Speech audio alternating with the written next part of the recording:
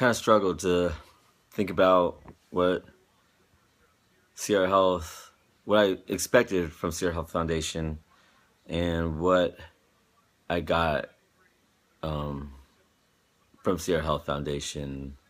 Um, I didn't know what to expect. I didn't know what I would be in for. I had never heard about Sierra Health Foundation prior to um, being a member of Class 11. But my CEO at Valley Oak Children's Services, Karen Marlatt, was a Class 6 graduate. And when Class 11 was announced and we were able to apply, she thought it'd be great for me to apply just to really grow and learn within my position, within my role, within my community. Many of the aspects that the community struggles with, I've struggled with personally. I've had the prison experience, I've had the gang experience, I've had the drug experience, I've had the youth facility experience, I've had the violence experience, I've had the family disharmony experience. I'm a parent these days. I've struggled as a single parent. I've struggled with getting services in the community. I've struggled to overcome various barriers to reach where I'm at today. So being a part of the Sierra Health Foundation Class 11, my eyes were wide open and I had no expectations. I had no preconceived notions of what it was going to be like, of what I was going to get into or what was in store for me.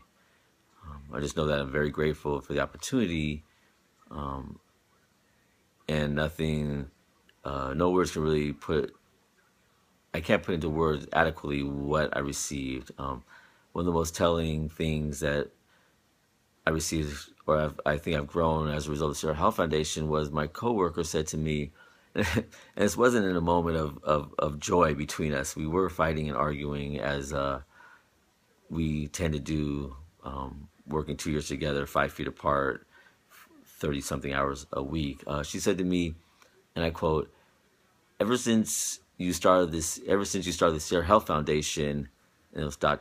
end quote. And that really showed, I think, that as a result, she has a professional background. I don't. And it really showed that that there was a lot of growth. There was a lot of personal growth, a lot of professional growth within me. No longer was I seen, I think, as well, let me back. I think there's a natural. She has a professional background. I don't. So I think there's a natural difference in perception for the program and level regarding the program. And I think that it really brought me up in many ways, because it did change how I looked, change the communication, change the lens I was seeing things out of. It reinforced my upbringing, my background, and gave me a lot going forward. And I think that although it wasn't said in a time of great harmony between the two of us, and maybe it wasn't an appreciated thing from that point of view. For me, it was much appreciated. It showed that I have grown a lot, and that this program has really opened my eyes and given me just numerous gifts. The one thing, or one of many things that I've got from Sierra Health Foundation that I recently just came to understand more was the default future. I think a lot of people might talk about default future, but let me see. Default future for me is greatly important, because there was a time where I could sit there and say to myself, if I do nothing, then what is the end result? What's going to happen if I sit here and do nothing? I don't make a change in my life. What's going to happen? And at that time, what would happen was I would be dead. That is a no-brainer. Things I was doing would have caused death for me, for sure. Or I would have been spending the rest of my life in prison, because I had graduated to that level. And that was my reality many years ago at the time. I say graduated because when I got to prison, it wasn't a surprise that I had made it to prison. I had got there and felt I had finally made it here. So it wasn't a cultural shock. It wasn't a news flash. It wasn't something that I was overwhelmed with being upset or surprised. So my default future was jails, was prisons, was death, mine or somebody else's. Um, and so kind of reinforce the fact that taking a stand, taking charge, doing something, making those changes necessary to um,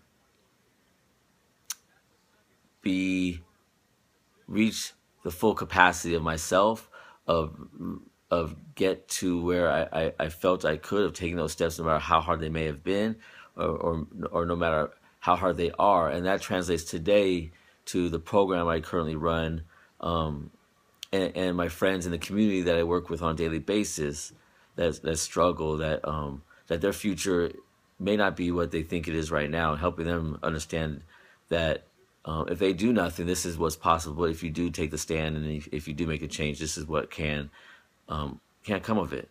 There's a lot of hope out there, and there's a lot of promise, and there's a lot of wonder, and the world is what you want to make of it. I found that out personally. That the world is what I make of it. This was not my life 10, 15 years ago. 15 years ago, I was in prison, and today I'm sitting in an apartment, raising my kid on my own, running a program, with a job, with a roof over my head, with things, with crazy lights in the background or whatever it may be. And before, it was sitting in a prison cell, with a little 9-inch TV, being told when to eat, when to do everything.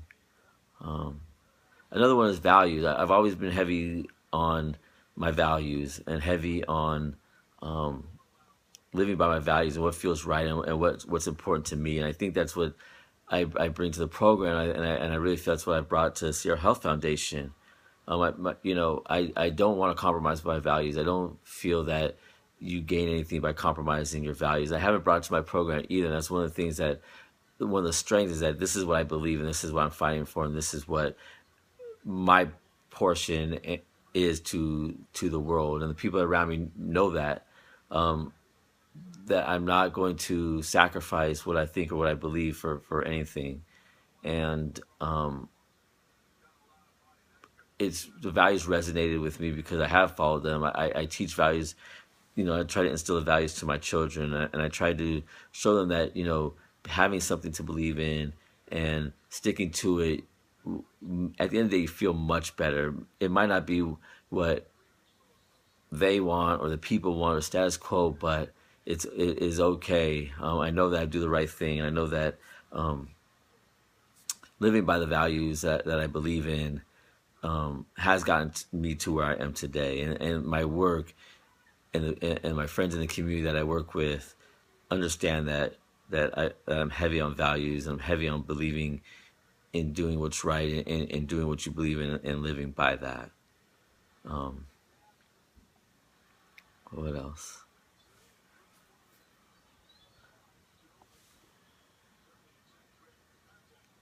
I really, being new to this profession or professional area of social services, of what I do. There's a lot of stuff I'm probably the hierarchy, the red tape, the rules, so to speak, and stuff like that I just don't I just don't know, don't get, don't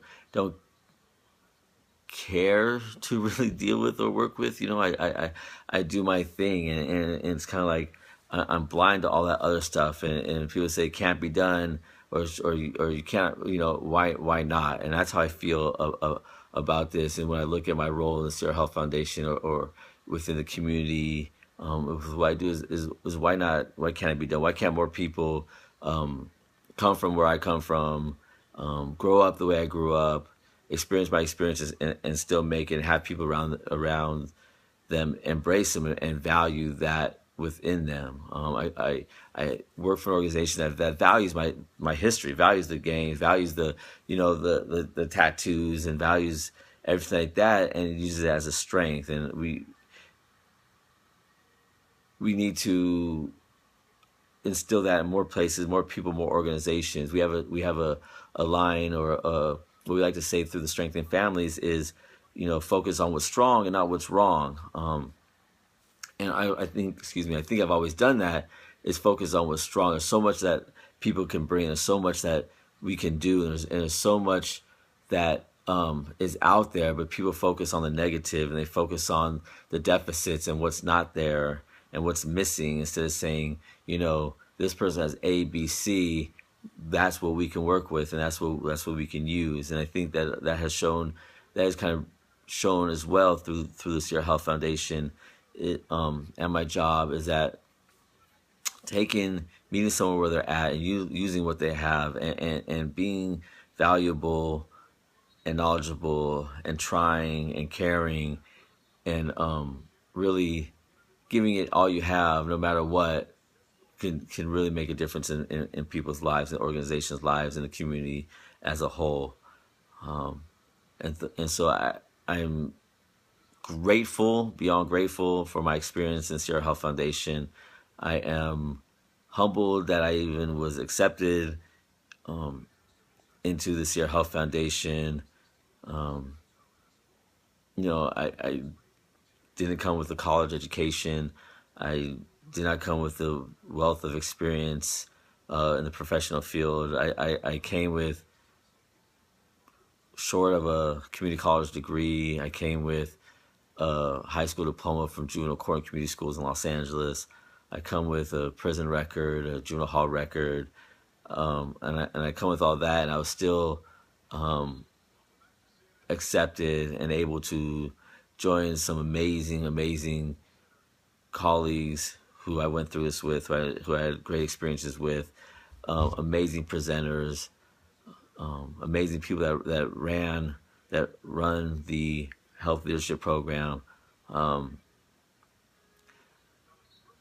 I can imagine the gifts I've been given as a result of Sierra Health Foundation. I'm just honored and humbled and grateful for being able to take part in the health leadership program, CAST 11. Thank you, everyone. I love every single one of you. Thank you very much.